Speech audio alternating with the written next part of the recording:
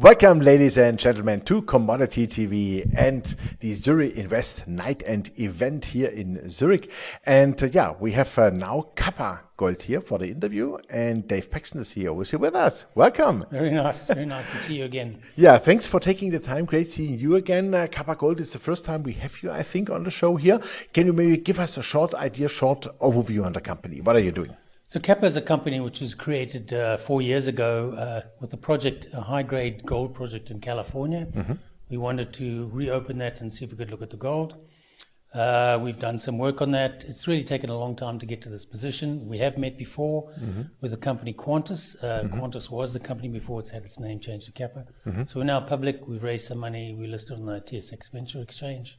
Mm-hmm. And we've been trying to develop our project in California. Okay. Lots of geological work, which has come back with some very interesting numbers. Recent survey brought some numbers of very high-grade gold, copper, lead, and zinc in an area we weren't expecting. So it's put the geologists on the back foot. Mm-hmm. Okay, super. Bit of geophysical work now to try and figure out what it is. Okay, then let's stick for a second in Southern California before we come to your other project, the MASTODON project. Southern California is, sometimes you hear stories about hard to permit. You always have to take care about sustainability, about environment, the highest level. So can you elaborate a bit on that? How's Certainly that permitting has been quite an issue. We took on the project, was patented, has been kept as an ongoing mine with a license. Patented, we were expecting to have no permitting problems, but we've had quite an issue with it. We actually just want to fix our roads. It's a very steep access road, difficult to get to the project. We want to go and open it up, but we need heavy equipment. We need to get the roads fixed. That requires permitting. And there's two agencies involved, BLM and the Forest Service. And there seems to be a little bit of in between. We're still waiting for the permit. It's a good year now just for that permit.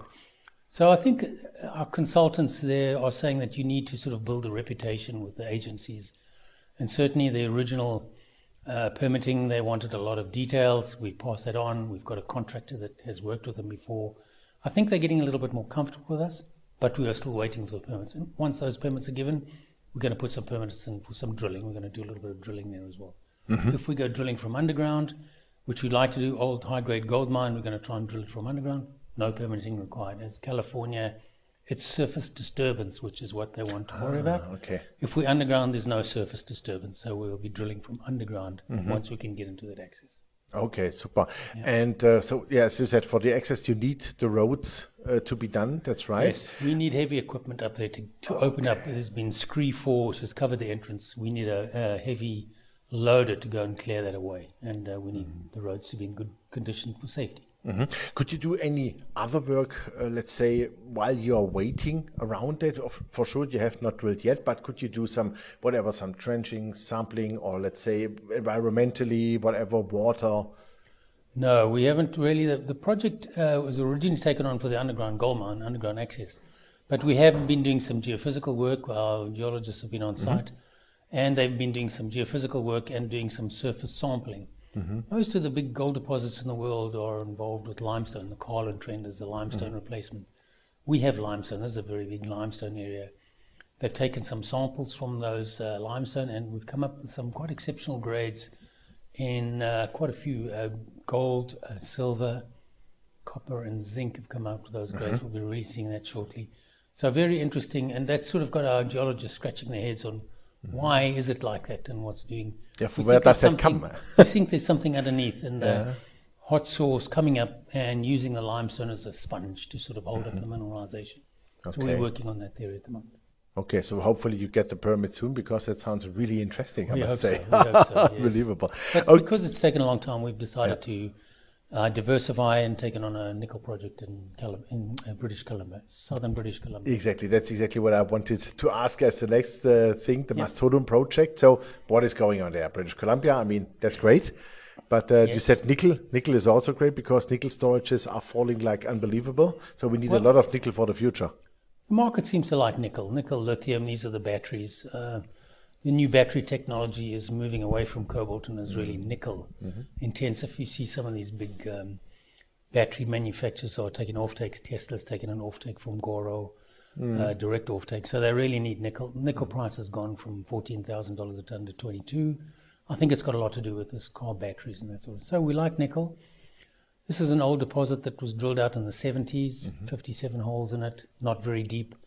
They came up with a resource of 400 million short tons, the old tons, of 0.22% nickel. We think there's lots of potential for that to be higher. It was quite shallow.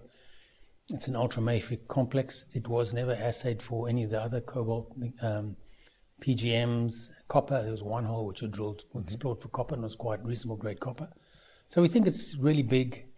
And in Canada, we're a Canadian company, so we think it's more home ground, and you do get flow-through funding for Canadian projects, and you get an additional bonus on flow-through funding for nickel. So be quite attractive for flow-through funding. We'll look at doing that. Okay, super. So what is the work program for this year? What do you want to do? We'd like to get an underground on Black Hawk, so we're waiting for the permits. We're chasing the permits. Once we've got that permit, we'll put an application to do some deep drilling on project to try and sort of identify what the source of this mineralization was. On the MASTODON project, it's geophysical initially. We'll do a geophysical magnetic survey. Those are very distinctive for ultramafics. You pick up the higher grade zones quite easily on geophysics. So we'll be doing a geophysics program. It'll be an airborne geophysical program. Takes a little while to get that going. We're planning that at the moment, followed up by some detailed ground-based geophysics. That's our plans at the moment. Okay, and what is about drilling at Mastodon? When will that start? So drilling permits in Canada take good 6 months to get into place, but when you do them, you get for a whole area. So once you've got the permit, you can drill. So we'd like to follow up with the geophysics and see if there's any hotspots, and we'll follow up. We are going to be putting in an application for a drilling permit. It'll take about 6 months to get done, and there's a lot of groundwork. We pretty early on, they just had the option deal agreed and signed to get TSX approval, which has just come through. So once that's done, then we'll be able to follow up on the drilling. Okay, so it's quite a nice balance to the company in the portfolio. So lots in the preparation, I would say. It's always preparation and background work you've got to get right. And Okay, super. What is cash in the bank, and who are your largest shareholders? So cash in the bank, currently we're just over $1 million, about $1.1 million Canadian dollars. Major shareholders quite diverse. Zero Invest out of Zurich here have been a big supporter of us, and they must account for probably 30-40%, not in their own name, but in various names associated with them. He's been very helpful in getting the funding going and helping us market, keeping us up with some ideas. It's quite a diverse base. A lot of European investors, not that originally the Qantas was in Canada, there's a lot of US and Canadian investors, but the recent money has come in from the European market. Okay, super.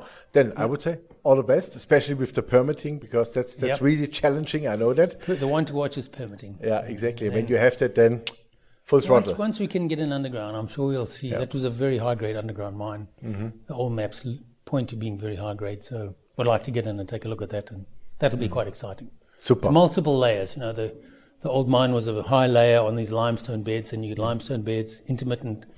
I think it'll be quite an interesting underground mine, because you'll be going in the bottom of the valley and you'll have an underground mine above you, which for mining is very useful. The rock falls down, you don't have to pick it up, and the water goes down to the bottom and just runs out the bottom. So it makes life much easier. So it'll be interesting. I've seen that done in Russia. Okay. I've always seen this as a potential underground mine, but the material will be above you. That is really interesting. Yeah. Oh la la, okay. Yeah, we look we'll forward. We'll get you down to come and take a look. Yeah, please tell us. We look forward on that, and I have a good feeling that we, talk then in fall. Yeah, all right. Super. Thank you very much, Dave. Thank you very much. Thank you. Yeah, ladies and gentlemen, that was Dave Paxton, the CEO of KAPA Gold, and you heard it. A lot of things are in the preparation with California, but also with British Columbia, and we look forward to see them finally and hopefully drilling soon, and look forward to some good results here, and a mine which is coming from the above. That's really interesting. So take care and have a look on the company. Thanks for watching us, and bye-bye from Zurich. Thank you very much. Thank you.